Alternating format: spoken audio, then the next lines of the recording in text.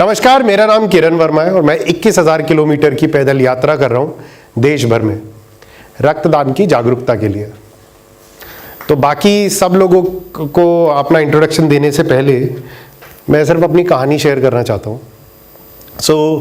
मेरा जन्म किसी भी एक मिडिल क्लास फैमिली की तरह ठीक हंसते खेलते एक छोटे से परिवार में हुआ था। जब लगभग 5 साल की उम्र में मेरी मदर को कैंसर डिटेक्ट हुआ। वो टाइम था जब मेरी मदर को मुझे अपने मदर के बारे में ये भी नहीं पता था कि कैंसर होता क्या है और किसी का जाना और मर जाना क्या होता है। लेकिन उसी के बाद जब मेरी मदर की डेथ हुई और डेथ के बाद मेरी बहुत लाइफ डिस्टर्ब हो गई, बिकॉज़ मेरे लिए मेरी मदर सब कुछ थी। मेरी लाइफ, या कह लीजिए मेरी लाइफ शुरुआत और अंत उन्हीं से था। और उसका इम्पैक्ट ये हुआ कि मैं अपनी लाइफ के अंदर कुछ भी एक नॉर्मल इंसान की तरह नहीं कर पाया। और मैंने बहुत सारे ऑड काम किए, मटके बेचे, इस तरीके के काम किए, पोस्टर बेचे, बहुत कुछ अलग अलग काम किए। पता नहीं था क्या करना है लाइफ में, लेकिन इतना पता था कि किसी के जाने से किसी के ऊपर, किसी की लाइफ पे क्या इम्पैक्ट पड़ सकता है। उसके बाद मैं एक बार डिप्लोमा कर रहा था 10th के बाद। तो जब डिप्लोमा करते वक्त मेरे एक टीचर थे, उनको ब्लड की ज़रूरत थी और मुझे पता चला वो टीचर किडनी की एक प्रॉब्लम से जूझ रहे थे।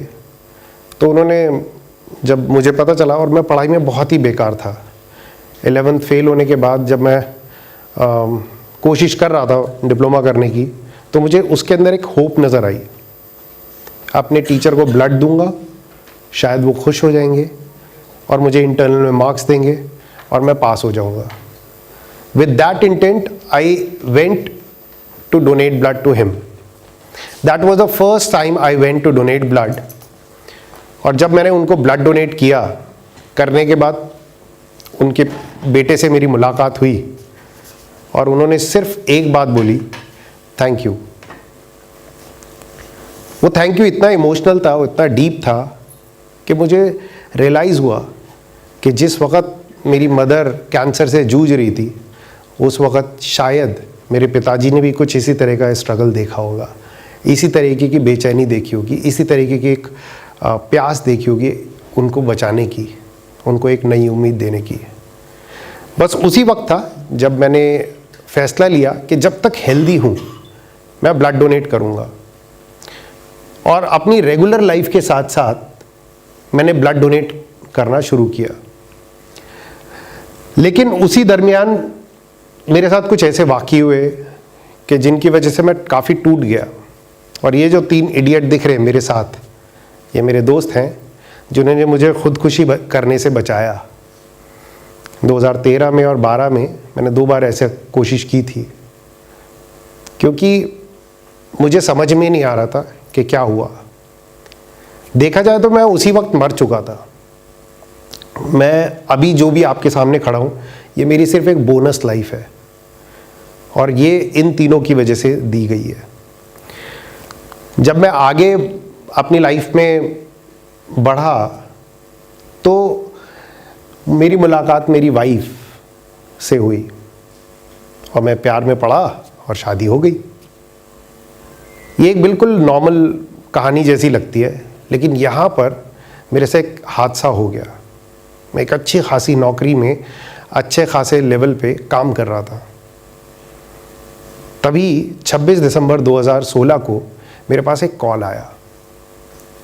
जब वो कॉल आया तो उस शख्स ने मुझे बताया कि रायपुर छत्तीसगढ़ से एक गरीब फैमिली है जिसको ब्लड चाहिए।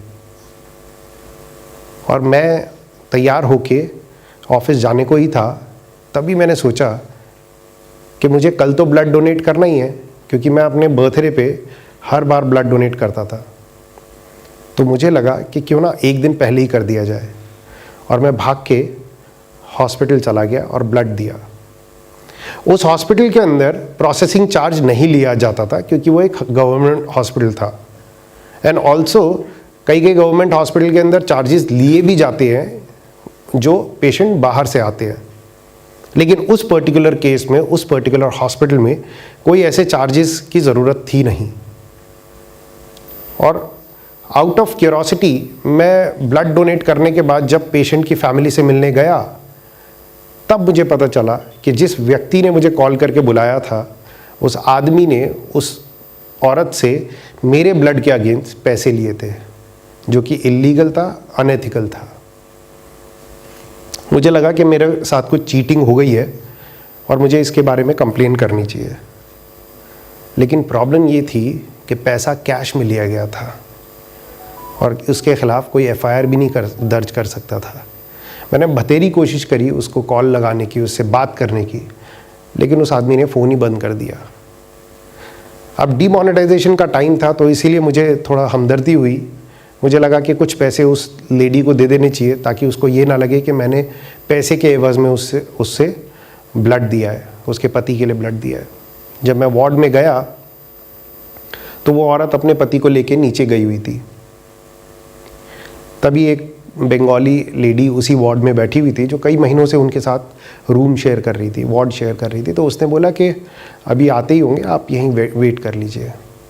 और मैं उनसे बातें करने लगा। बातें करते करते मुझे पता चला कि जिस औरत ने मेरे ब्लड के अगेंस्ट पैसा दिया है, वो औरत प्रोस्टिट्यूशन या सेक्स वर्क जैसे प्रोफेशन में पड़ गई थी अपने पति को बचाने के लिए। और उसी पैसे से उस औरत ने मेरे ब्लड के लिए पैसा दिया था। मुझसे रहा नहीं गया। मुझे लगा कि शायद ये बात ऐसी थी कि जिसे मैं एक्सेप्ट नहीं करना चाहता था, या वो चीज़ शायद मैं कभी एक्सेप्ट ना भी कर पाता, लेकिन वो सच में हो रही थी। और जब ये हो रही थी तो मैं वहाँ से निकला, और निकल के मैं गाड़ी में जा रहा था, और जाते जाते मैंने कॉल किया अपनी वाइफ को। मेरी आंखों में आंसू थे, और मेरी वाइफ ने सिर्फ एक बात बोली, अगर आप किसी प्रॉब्लम को सॉल्व कर सकते हो तो जाओ और जाके करो, और अगर आप किसी प्रॉब्लम को सॉल्व नहीं कर सकते तो there is no point of crime.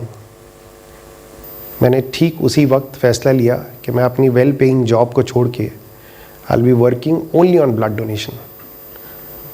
मुझे ना तो कोई प्लान था, ना कोई उम्मीद थी, और ना ही मुझे ये पता था कि ब्लड डोनेशन के अंदर क्या क्या क्रिटिकल पॉइंट्स थे। और तब मैंने जाके ब्लड डोनेट करना शुरू किया और लोगों से करवाना शुरू किया अपने इनिशिएटिव सिंपली ब्लड के थ्रू। इसी जर्नी के दौरान मेरी वाइफ ने अपने जेवर भी गिरवी रखे, और ये वो पर्ची है जब मेरी वाइफ ने अपने जेवर गिरवी रखे, सिर्फ ये इंश्योर करने के लिए कि मेरी ये जर्नी चालू रहे, मैं अपनी हिम्मत ना हारूं। और वो एक ऐसा टाइम था जहाँ 20 रुपये, 25 रुपये, 30 रुपये भी शायद हमारे पास नहीं होते थे। एक बार ऐसा भी वक्त आया था जहाँ 30 रुपये की उसके पास टिकट लेने को पैसे नहीं थे अपने ऑफिस जाने के लिए। लेकिन हमने वो सब वक्त देखा, और कुछ महीनों बाद जब मेरी उम्मीद टूटने को ही थी, तब मुझे एक मौका मिला एक बच्चे को ब्लड डोनेट करने का। उसका नाम है मयंक। मयंक एम्स में था दिल्ली, जो इंडिया का सबसे बड़ा हॉस्पिटल था, और उसी वक्त हम लोग अपना पहला बच्चा भी एक्सपेक्ट कर रहे थे। और जब मैं वहाँ गया, उसको ब्लड डोनेट किया, तो मैंने देखा उसकी आँख में बहुत चमक थी, बहुत प्रॉमिसिंग बच्चा था वो। और मुझे लगा कि इतने छोटे शहर से आने वाला बच्चा इतना ब्राइट है, इसको एक मौका तो ज़िंदगी का मिलना ही चाहिए। और उसी सोच के साथ मैंने ये वीडियो बनाई थी, ताकि मैं लोगों से अपील कर सकूं कि वो भी आए और ब्लड डोनेट करें। 2 महीने बाद मेरे पास उसके पिताजी का कॉल आया, और उन्होंने बोला कि किरण जी, क्या आप मेरे को मयंक की फ़ोटोग्राफ भेज सकते हैं? मैंने कहा ज़रूर, क्या हुआ? तो उन्होंने बताया कि मयंक पिछले महीने यानी जुलाई 2017 में चल बसा। जिस दिन उसको ब्लड की ज़रूरत थी, प्लेटलेट की ज़रूरत थी, उस दिन उसकी आँख, नाक, मुंह से खून निकल के उस बच्चे ने अपने पिताजी के सामने दम तोड़ दिया। आप सोच के देखिए, मैं पिता बनने की दहलीज पे था, और मैं एक पिता को, अपने बच्चे को खोता हुआ देख रहा था, सिर्फ एक छोटी सी चीज़, प्लेटलेट की कमी की वजह से। दिल्ली जैसे शहर में देश की राजधानी, देश का सबसे बड़ा हॉस्पिटल, वहाँ पर एक बच्चा मरता है लेकिन पूरी इंसानियत उसकी हत्यारा हो जाती है। मुझे लगा कि ये मेरे बच्चे के साथ नहीं होगा, और सिर्फ मेरे ही बच्चे नहीं, देश के किसी भी बच्चे के साथ नहीं होगा। और उस वक्त मैंने डिसाइड किया कि ये प्रॉब्लम को सॉल्व करके रहेंगे। मुझे नहीं पता कैसे, क्या, क्यों, हाउ, लेकिन करेंगे। जनवरी 2018 के अंदर मेरे बेटे का जन्म हुआ और मैं एक बेटी एक्सपेक्ट कर रहा था, लेकिन मेरा बेटा जब हुआ तो मेरे साथ कोई बहुत ज़्यादा इमोशनल लगाव नहीं था, लेकिन एक उम्मीद, एक वचन ज़रूर था कि मैं अपने बच्चे को एक ऐसा भविष्य दूंगा जहाँ कम से कम एक प्रॉब्लम उसकी सॉर्टेड हो। देश में 15 मिलियन ब्लड यूनिट की ज़रूरत होती है साल में, जिसमें से सिर्फ 10 से 11 मिलियन ही हमें मिल पाता है। आप सोचिए, छोटी से छोटी जो वीडियोज़ हैं वो वायरल हो जाती है, उसमें मिलियंस और बिलियंस ऑफ व्यूज़ आ जाते हैं। हम क्यों नहीं 4 से 5 मिलियन लोगों को एनकरेज कर सकते सिर्फ एक छोटे से काम के लिए, ब्लड डोनेट करने के लिए। और उसी उम्मीद, उसी पैशन के साथ अपने बेटे के पैदा होने के जस्ट 11 दिन बाद मेरी वाइफ सिजेरियन डिलीवरी के बाद अकेले मेरे बच्चे को लेके मेरे इन लॉज के घर चली गई। और उसके बाद मैंने एक और यात्रा शुरू की पैदल, वो ऑल अक्रॉस इंडिया। ट्रैवल कहूँगा, पैदल नहीं कहूँगा, क्योंकि उसमें मैं बहुत जल्दी फेल हो गया। तो वहाँ पर मैं देश भर में अलग अलग जगह जाके लोगों को जागरूक कर रहा था ब्लड के लिए। लेकिन हम ज़्यादातर लोगों की तरह मैं भी जल्दी हार मान गया और 6-7 महीने बाद घर वापस आ गया, चुपचाप बैठ गया और मैं काम करने लगा ब्लड डोनेशन पे वापस। उस काम करते करते एक और बड़ी चीज़ आई, वो था मेरा गिल्ट, जो मुझे सोने नहीं दे रहा था। मेरे पास एक मौका था जिसको मैंने गंवा दिया था, मेरे पास एक उम्मीद थी जिसको मैंने खो दिया था। और उसी के बाद मैं सोच रहा था कि कैसे दोबारा से हिम्मत जुटाऊं इस काम को दोबारा करने की, लोगों को जागरूक करने की। फिर उसके बाद आया कोविड 2020 के अंदर। शायद पूरी दुनिया में ऐसी चीज़ हमने या हमारी जनरेशन के 2 पीढ़ी पहले भी किसी ने इस तरीके का भयावह स्थिति नहीं देखी थी। पहला लॉकडाउन बहुत ही क्रिटिकल था, बहुत मैसिव था। वहाँ पूरे देश में हर एक ब्लड बैंक के पास शॉर्टेज थी। आप सोच के देखिए, लाखों लोग सिर्फ इसलिए मर गए क्योंकि उनको वक्त पे ब्लड नहीं मिल पाया। ऑल्दो उसका कोई नंबर नहीं है, लेकिन फिर भी, और ये सिर्फ इंडिया तक सीमित नहीं था, देश के साथ साथ दुनिया में हर जगह यही माजरा था। और फिर उसके बाद आया 2021 का प्लाज्मा क्राइसिस। आप सब लोगों को याद होगा किस तरीके से देश के अंदर जगह जगह लोग प्लाज्मा के लिए हाहाकार कर रहे थे। और वो टाइम था जहां मेरा फ़ोन 1 सेकंड के लिए भी बंद नहीं हो पा रहा था। और लोग जिनको मैं जानता था कि ये प्लाज्मा दे सकते हैं, वो लोग बहुत छोटे छोटे एक्सक्यूज़ेस बना रहे थे।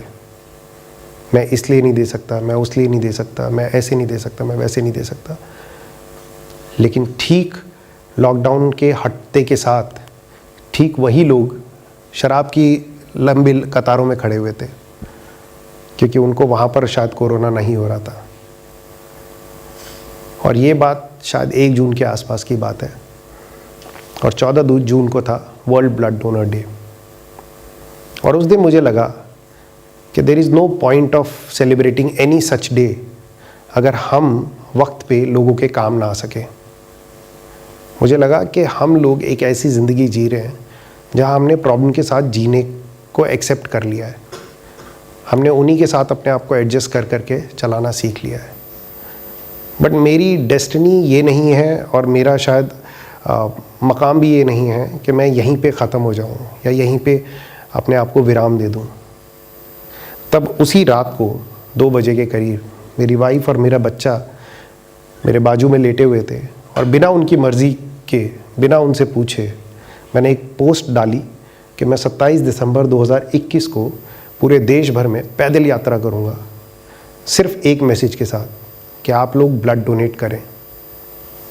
और उसी मैसेज को लेके मैं आगे चलना चाहता था पूरे देश में। मैंने कैलकुलेट किया एक स्टेट की कैपिटल से दूसरी स्टेट की कैपिटल, दूसरी स्टेट की कैपिटल से तीसरी, तो जब सारे स्टेट की कैपिटल कवर की तो वो 20,000 कुछ किलोमीटर आया। तो मैंने उसको राउंड ऑफ करके 21,000 किलोमीटर कर दिया।